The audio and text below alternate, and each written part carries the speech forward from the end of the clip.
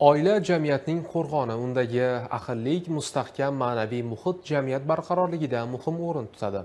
Ayni kunlarda Oila va gender ilmiy tadqiqot instituti tomonidan Buxoroda mas'uliyatli ota-onalik loyihasi seminar treningi bo'lib o'tmoqda.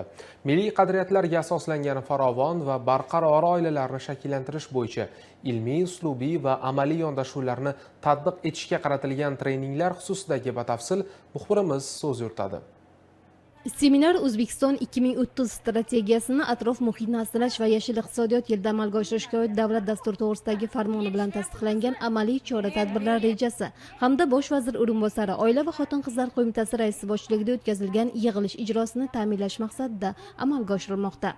Unga ko'ra, ta'lim muassasalarida, mahallalarda, mehnat jamoalarida mas'uliyatli ota-onalik loyihasini amalga oshirish belgilangan bo'lib, Oila va gender ilmiy tadqiqot instituti tomonidan respublika miqyosida bu treninglar o'tkazilyapti.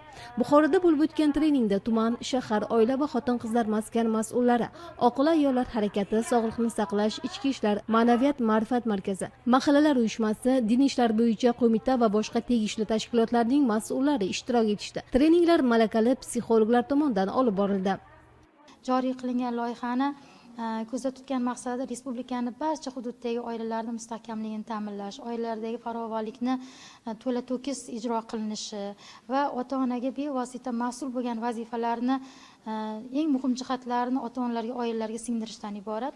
Mazkur trening davomida 18 soatlik o'quv soatlari ijro qilinadi. Bu o'quv soatlar ko'proq treninglar shaklida, amaliy mashg'ulotlar shaklida joriy etilyapti va ishtirokchilar mana shu o'quv seminardagi olgan ko'nikma bilimlari evaziga esa sertifikatlar taqdim etilib, sertifikatlar bilan birgalikda 5 turkumdagi o'quv manbalar ularga amaliyotda qo'llash uchun, joriy qilish uchun uslubiy bir dastur sifatida berilyapti. Respublika miqyosida tashkil qilinayotgan o'quv treninglar mana shu treningning samaradorligini ta'minlaydi. Oilalardagi ajrimlar soni kamayadi hamda har bir oilani ota-onani o'zini farzandiga nisbatan mas'ul sifatida qarashi, farzandi kelajagi bilan, o'quv faoliyati bilan, xulq-atvori bilan va bir so'z bilan aytganda jamiyatga eng ilmli, manfaatli bo'lgan shaxslarni shakllantirishda mana shu o'quv treningimiz poydevor vazifasini o'taydi degan umiddamiz.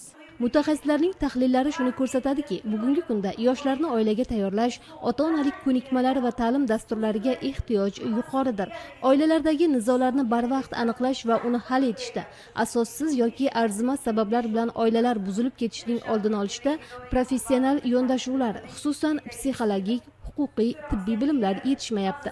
Mas'uliyatli ota-onalik loyihasi esa bu borada yosh oilalarga amaliy ko'nikmalarni beradi. Bu yerda o'tirgan har bitta ayol, har bitta rahbar, jumladan men Buxoro shahar kengashi deputati sifatida o'z hududimda borib, yosh oilalarga yoki ajrimga kelayotgan oilalarda yoki qaynona kelin, qaynota kelin munosabatlarda albatta bugun olgan, demak o'quv seminaridan olgan ma'lumotlarimni amalda qo'llab, oilalarda sog'lom muhitni barqarorlashtirishda o'z hissamni qo'shaman degan umiddaman.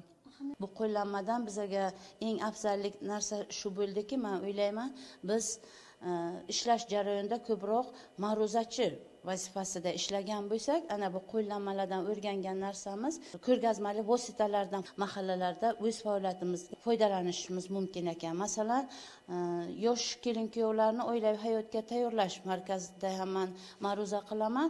O'sha yerni o'zida ham har xil kartotekalardan, har xil vositalardan foydalanib ham o'shalarni yoshlarni oilaviy hayotga tayyorlash ma'ruzalarida shulardan foydalanishga menga juda qo'l keladi deb o'ylayman. 2 kun davomida bo'lib o'tayotgan seminar treningda tinglovchilar Oila va gender instituti tomonidan tayyorlangan uslubiy tarqatma materiallar va modullar bilan ta'minlanmoqda. Turli psixologik texnikalar, mashqlar va uslublarga uyg'un darslar qiziqish bilan qarshilanyapti. Shuningdek, trening davomida soha vakillari mavzu doirasidagi tajribalarni ham almashishmoqda.